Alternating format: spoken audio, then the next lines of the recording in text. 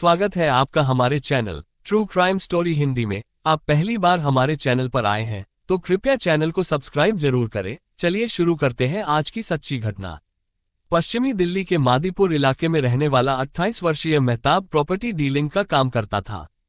वो रात 9 से 10 बजे तक अक्सर घर आ जाता था।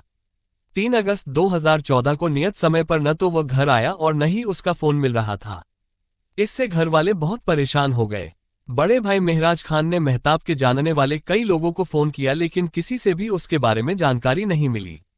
उस समय आधी रात बीत चुकी थी। इतनी रात में उसे कहां ढूंढा जाए, ये बात वो समझ नहीं पा रहे थे। मेहताब की चिंता में घर वालों को रात भर नींद नहीं आए। अगले दिन 4 अगस्त को मेहराज खान पुलिस चौकी मादीपुर पहुंच गया। चौकी इंचार्ज पवन कुमार दहिया को छोटे भाई के गायब होने की बात बताकर उसकी गुमशुदगी लिखा दी।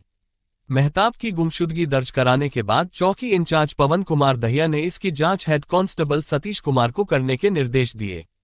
सतीश कुमार ने सबसे पहले मेहताब का हुलिया बताते हुए गुमशुदगी की सूचना दिल्ली के समस्त थानों में वायरलेस द्वारा प्रसारित करा दी। इसके बाद उन्होंने आसपास के अस्पतालों में भी संपर्क कर यह जानने की कोशिश की कि करीब 28 साल का कोई दुर्घटना का शिकार व्यक्ति दाखिल तो नहीं हुआ है। उन्होंने मेहताब के घर वालों से भी बात की और पूछा कि मेहताब का किसी से कोई लड़ाई झगड़ा तो नहीं चल रहा। घर वालों ने पुलिस को बता दिया कि उसकी किसी से कोई दुश्मनी नहीं थी। पुलिस अपने तरीके से मेहताब को तलाशती रही। उसे गायब हुए महीना से ज्यादा बीत चुका था, लेकिन उसका कहीं पता नहीं चला। मेहताब के घर वाले पुलिस पर अनबुली उठाने लगे। उन्होंने पंजाबी बाग इलाके के एसीपी हरचरण वर्मा से मुलाकात कर मेहताब खान के गायब होने और जांच अधिकारी की निष्क्रियता की बात बताई। मादीपुर पुलिस चौकी थाना पंजाबी बाग के अंतर्गत आती है, इसलिए एसीपी हरचरण वर्मा ने इस मामले में अज्ञात लोगों के खिलाफ अपहरण की रिपोर्ट दर्ज करने के निर्देश पंजाबी बाग के थाना प्रभारी ईश्वर सिंह को दिए। मेहराज की शिकायत पर 12 सितंबर 2014 को पंजाबी बाग थाने में अज्ञात लोगों के खिलाफ आईपीसी की धारा 365 के तहत मुकदमा दर्ज कर लिया गया और जांच एसआई अनूप कुमार को सौंप दी गई। मेहताब के महीने भर से गायब होने की जानकारी पश्चिमी दिल्ली के अतिरिक्त आयुक्त रणवीर सिंह को मिली तो उन्होंने एसीपी हरचरण वर्मा के नेतृत्व में एक पुलिस टीम बनाई। रिपोर्ट दर्ज होते ही पुलिस सक्रिय हो गई।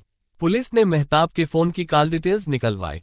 कॉल डिटेल्स का अध्ययन करने पर पता चला कि जिस दिन मेहताब गायब हुआ था उसी दिन उसके मोबाइल पर आइडिया कंपनी के एक नंबर से सुबह 10:30 बजे कॉल आई थी। इसके अलावा इसी नंबर पर मेहताब की 10 से 15 बार रोजाना बात होती थी। इससे ये लगा कि मेहताब के उस व्यक्ति से नजदीकी संबंध रहे होंगे, तभी तो उससे इतनी बात होती थी। पुलिस अब उस शख्स से मिलना चाहती थी।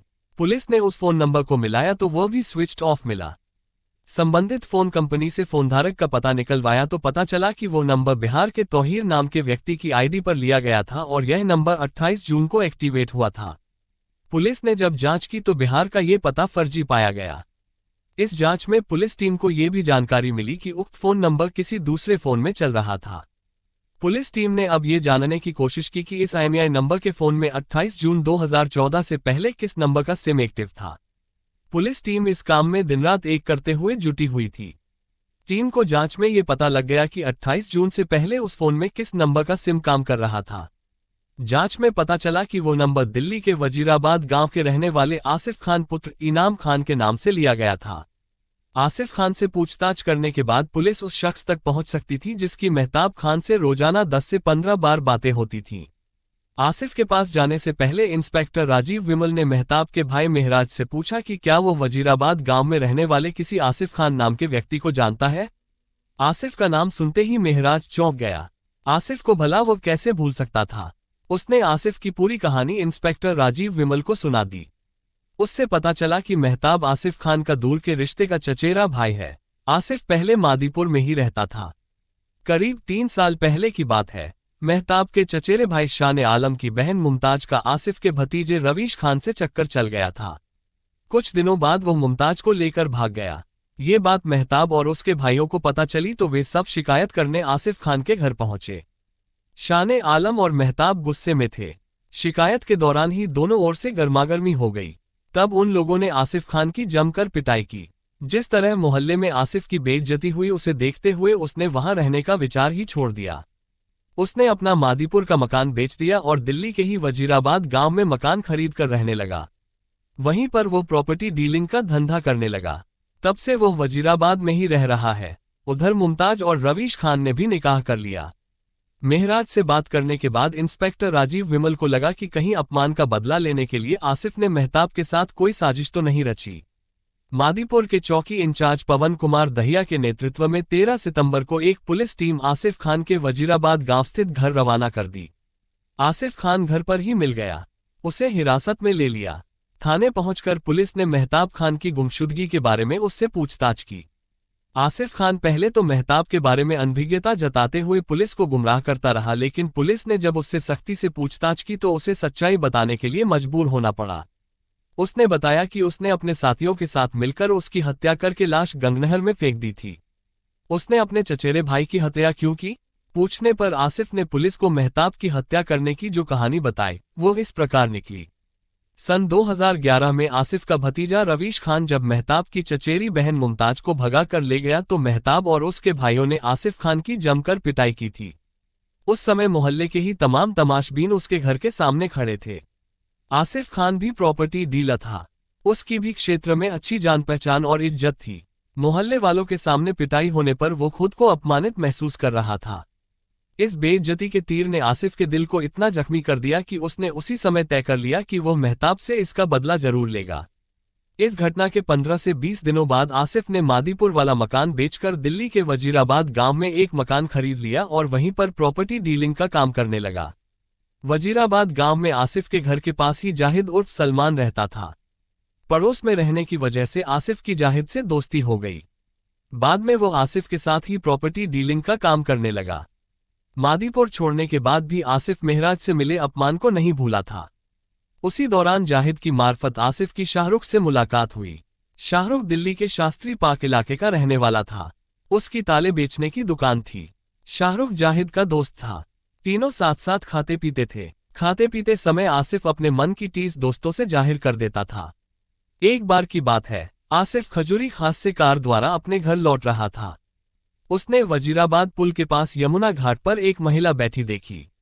30 साल की वो महिला बहुत खूबसूरत थी। वो महिला एकदम अकेली थी। उसे देखकर आसिफ अचानक रुक गया और कार को सड़क किनारे खड़ी करके उसे निहारने लगा। वहां खड़े खड़े ये सोचने लगा कि आखिर यह महिला नदी के घाट पर अकेली क्यों बैठी है। कुछ देर बाद आसिफ खुद ही उसके पास पहुंच गया। उसे देखकर वो महिला घबराई नहीं बल्कि वो पानी की ओर टकटकी लगाए बैठी रही। आसिफ ने उससे पूछा, मैडम, मैं काफी देर से देख रहा हूं कि आप इस सुनसान जगह पर अकेली बैठी हैं। वैसे तो मुझे पूछने का कोई हक नहीं, फिर भी मैं जानना चाहता हूं कि आप यहाँ किस लिए बैठी हैं। मैं बहुत दुखी और परेशान हूं। इस दुनियादारी से ऊब चुकी हूं, इसलिए अपनी जीवन लीला खत्म करने के लिए यहाँ आए हूं, वो महिला बोली। आसिफ खान समझ गया कि यह महिला खुदकुशी करने आई है। वो उसे समझाते हुए बोला, मैडम, खुदकुशी किसी समस्या का समाधान नहीं है।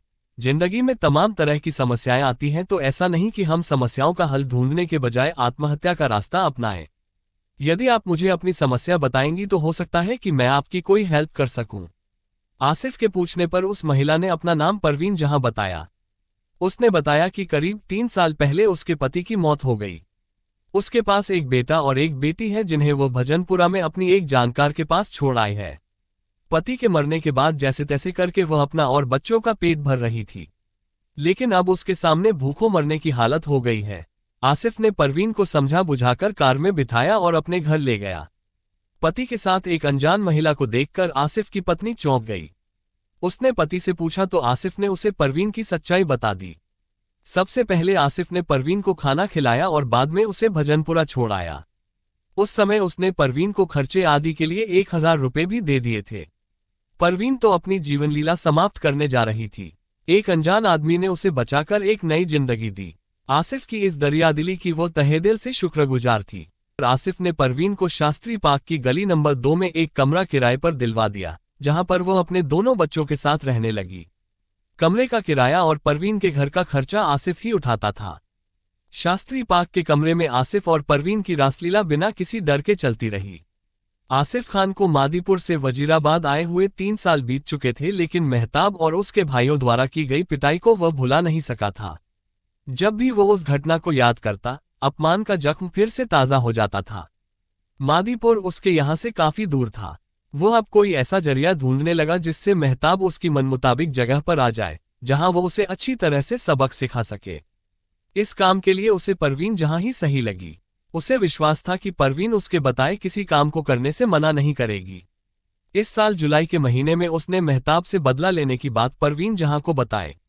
तब परवीन ने उसे भरोसा दिया कि वो हर तरह से उसकी सहायता करने को तैयार है। परवीन की बात सुनकर आसिफ ने एक योजना बनाई। योजना के अनुसार उसने बिहार के तौहीर नाम के व्यक्ति के नाम से बने फर्जी वोटर आईडी से आइडिया कंपनी का सिम कार्ड ले लिया। वो कार्ड अपने मोबाइल फोन में डालकर परवीन को दे दिया। इसके अलावा उसने अपने दुश्मन मेहताब का फोन नंबर उसे देते हुए कहा कि वो किसी भी तरह से मेहताब को अपने रूपजाल में फांस ले। इसके लिए उसने परवीन को 5,000 रुपये भी दिए। परवीन के लिए ये काम बहुत आसान था। उसने अगले दिन दोपहर के समय मेहताब को मिस कॉल की। मेहताब उस समय खाली था। बात शुरू हुई तो मेहताब को भी परवीन की बातों में दिलचस्पी आने लगी। उसे उसकी बातें अच्छी लगने लगी। अगले दिन रात के समय परवीन जहां ने मेहताब को फिर फोन किया।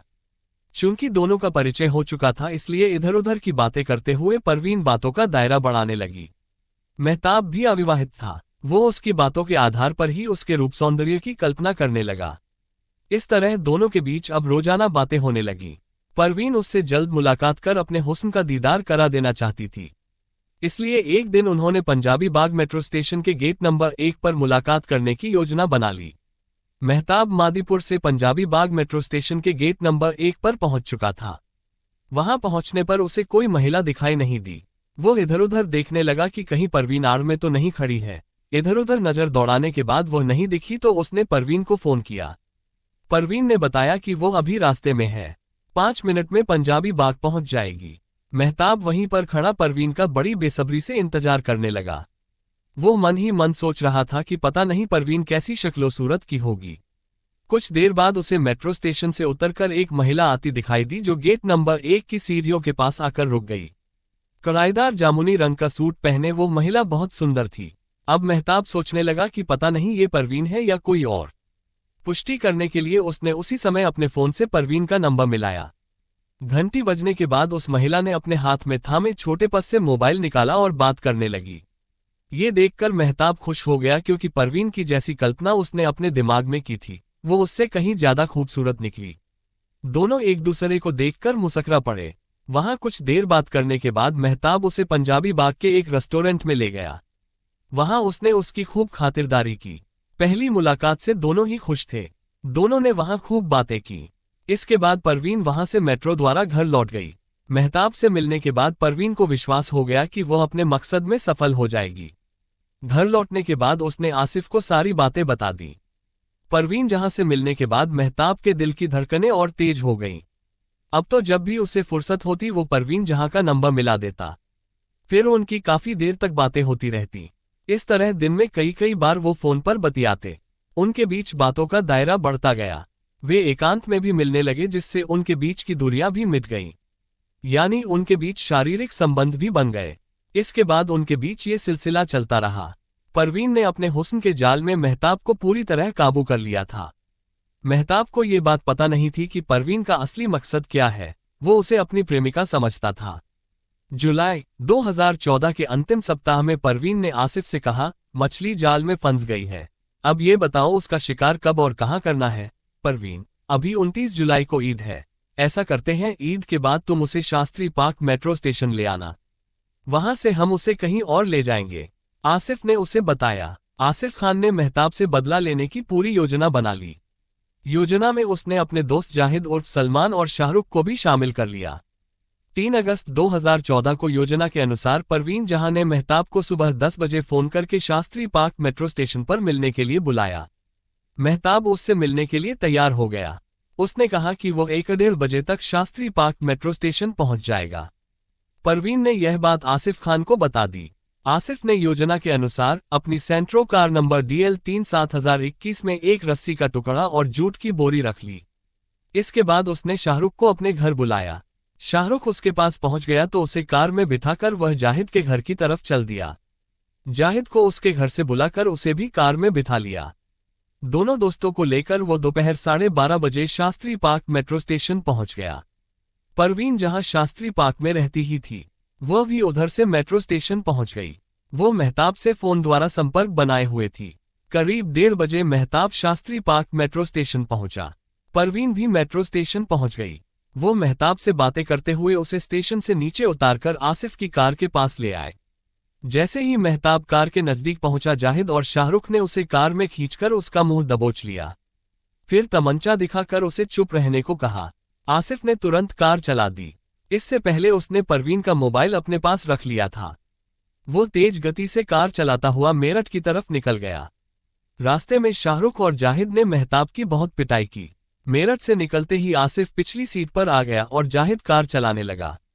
आसिफ के दिल में बदले की चिंगारी सुलग रही थी। उसने अपने हाथों से मेहताब की पिटाई करनी शुरू कर दी। मेहताब के शरीर पर तमाम गंभीर चोटें आई थीं, जिससे उसे बहुत दर्द हो रहा था। दर्द उसकी सहनशक्ति से बाहर हो गया तो उसने चिल्लाना शुरू कर दिया। उसी दौरान आसिफ ने कार में रखे रस्सी के टुकड़े से उसका गला घोंट दिया। मेहताब की हत्या करने के बाद उन्होंने उसकी लाश कार में पहले से रखी जूट की बोरी में डाल दी और जिस रस्सी से गला घोंटा था उससे बोरी का मुंह बांध दिया। उन्होंने खतौली के पास से गुजर रही गंगनहर में वो बोरी डाल दी। वहीं पर उन्होंने मेहताब और परवीन के मोबाइल फोन भी फेंक दिए। लाश ठिकाने लगाकर वे सभी अपने घर लौट आए। मेहताब से पूछताछ करने के बाद पुलिस ने 13 सितंबर को ही उसके साथियों जाहिद उर्फ सलमान, शाहरुख और परवीन जहां को भी गिरफ्तार कर लिया। सभी अभियुक्तों से पूछताछ करने के बाद पुलिस ने 14 सितंबर को उन्हें 30 हजारी न्यायालय में पेश कर उनका 3 दिनों का पुलिस रिमांड लिया। रिमांड अवधि में पुलिस उन्हें खतौली ले गई और गोताखोरों के माध्यम से मेहताब की लाश ढूंढनी शुरू कर दी। कई किलोमीटर तक गोताखोर उसकी लाश ढूंढते रहे लेकिन लाश नहीं मिली। 16 सितंबर को सभी आरोपियों को फिर से न्यायालय में पेश किया, जहां से आसिफ को 1 दिन के पुलिस रिमांड पर देकर अन्य अभियुक्तों को न्यायिक हिरासत में भेज दिया। पुलिस ने आसिफ की निशानदेही पर उसकी सेंट्रो कार भी बरामद कर ली। आसिफ से विस्तार से पूछताछ करने के बाद न्यायालय में पेश कर उसे भी जेल भेज दिया। कथा लिखने तक सभी अभियुक्त जेल में बंद थे। मामले की विवेचना इंस्पेक्टर राजीव विमल कर रहे हैं। मिलते हैं दर्शकों एक और सच्ची कहानी के साथ, तब तक सावधान रहें, सतर्क रहें। जय हिंद।